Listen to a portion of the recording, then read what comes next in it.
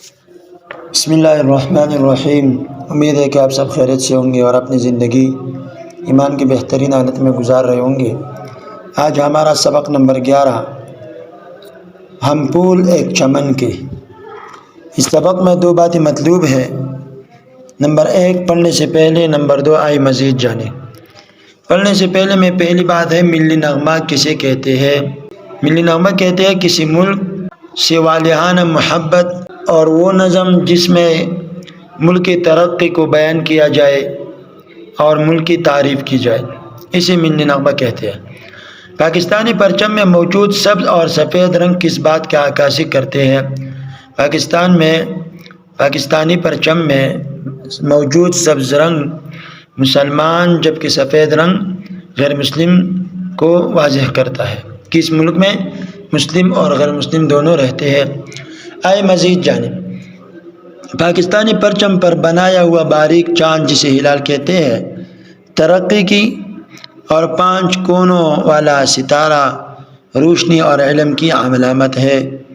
مطلب یہ کہ چاند کا مطلب ہے کہ یہ ملک ترقی کرے گا انشاءاللہ، اور 5 کونوں والا ستارے کا مطلب ہے کہ صحیح ملک میں علم اور روشنی پھیلے گی۔ اب ہم پھول ایک چمن کے خاص الفاظ۔ چمن معنی گلستان، باغ، جلوے، نظارے، صدا، ہمیشہ، تنظیم، ایک جماعت، ایک گروہ، گلستان جو چمن کو کہتے ہیں، باغ کو کہتے ہیں، اور آخری لفظ ہے دمن۔ دمن کا مطلب مٹی کا ٹیلا، چھوٹی سی پہاڑی۔ اب اشعار کی تشریح کی طرف آتے ہیں۔ ہم پھول ایک چمن کے، ہم روپ ایک وطن کے۔ روپ معنی شکل و صورت، وضاقتہ۔ ہم پھول ایک چمن کے، شاعر کہہ رہے ہیں کہ ہم ایک چمن کی پھول ہیں اور ہمارا شکل و صورت بھی اس وطن کی خاطر ہے، ہماری وضاقتہ اس ملک کی خاطر ہے اور اس ملک سے ملتا جلتا ہے۔ پرچم وطن کا ہم کو ہے جان سے بھی پیارا، آنکھوں کا ہے اجالا یہ چاند یہ ستارہ۔ شاعر کہہ رہے ہیں کہ اس وطن کا جو پرچم ہے یہ ہم کو اپنی جان سے بھی پیارا ہے۔ ہم اپنی جان دے سکتے ہیں لیکن اس پرچم کو نیچے دیکھتا ہوا نہیں دیکھ سکتے، یعنی اس پرچم کو نیچے دیکھتا ہوا نہیں دیکھ سکتے۔ اس پرچم کے لیے ہم اپنی جان دے دیں گے، لیکن اس پرچم کو ہمیشہ تمام پرچموں کے اوپر رکھیں گے، اس کی عزت کریں گے، اس کا وقار کریں گے، اور ہم اپنی جان پر لڑ کر اس پرچم کی حفاظت کریں گے۔ اور یہ پرچم آنکھوں کا اجالا ہے، آنکھوں کے لیے روشنی ہے۔ یہ چاند یہ ستارہ، یہ جو چاند اور ستارہ اس پرچم پر بنا ہوا ہے یہ آنکھوں کے لیے ایک اجالا ہے، ایک روشنی ہے۔ جلوے ہمارے دل میں اس کی کرن کرن کے، ہم پھول ایک چمن کے۔ کرن کا معنی شعاع، روشنی۔ تو شاعر کہہ رہے کہ اس پرچم کی جو روشنی ہے، اس کے جو شعاع ہے، اس کے جلوے نظارے ہمارے دل میں موجود ہے، یعنی یہ پرچم ہمارے دلوں میں بسا ہوا ہے، ہمارے دلوں میں گر کر گیا ہوا ہے، اس لیے ہم اس پرچم کو دل سے چاہتے ہیں اور ہم اس پرچم کو اپنے دل سے لگا لیتے ہیں اور ہم اس پرچم کو ایک قدر کی نگاہ سے دیکھتے ہیں۔ ہم پھول ایک چمن کے، آنے نہ دیں گے اپنے گلشن میں ہم خزاں کو، جنت بنائیں گے ہم اس پاک گلستہ کو، رنگ دیں گے اپنی خو سے یہ راستے وطن کے۔ شاعر کہہ رہے کہ اس گلشن پر، اس وطن عزیز پاکستان پر ہم کبھی خزاں کو آنے نہیں دیں گے، یعنی ایسا موقع فراہم نہیں کریں گے کہ جس سے اس وطن پر خزاں آ جائے، جس سے اس وطن پر خزان آ جائے اور یہ وطن خدا نخواستہ ترقی کے بجائے تنزلی کا شکار ہو جائے۔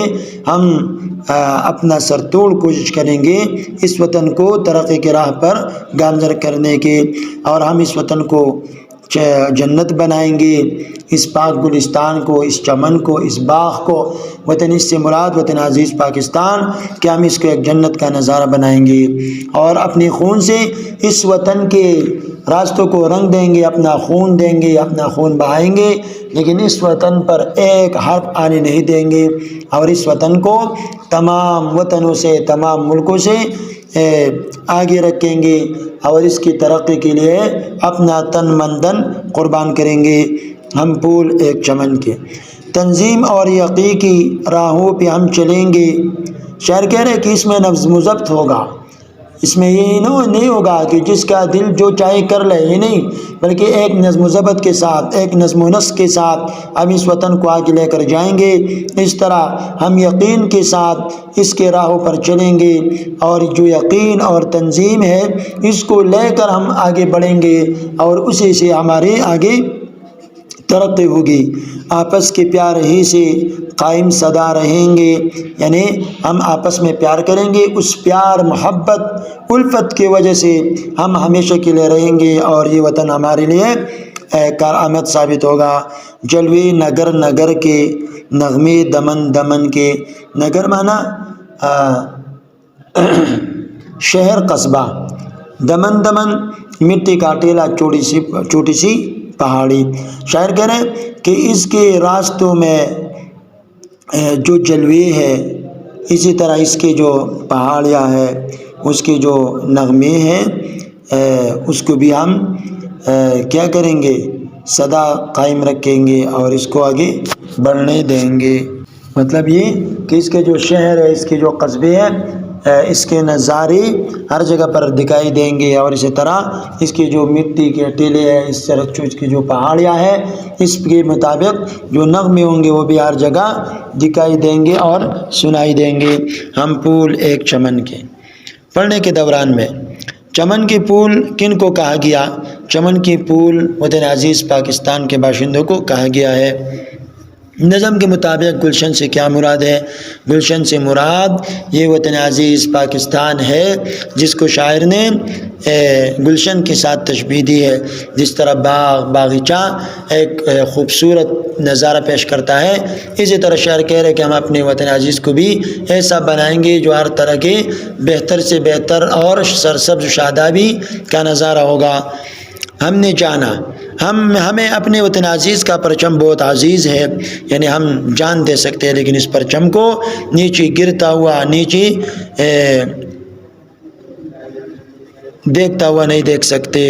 ہمیں چاہیے کہ ہم اپنے وطن کی ترقی کے لیے دل لگا کر کام کریں۔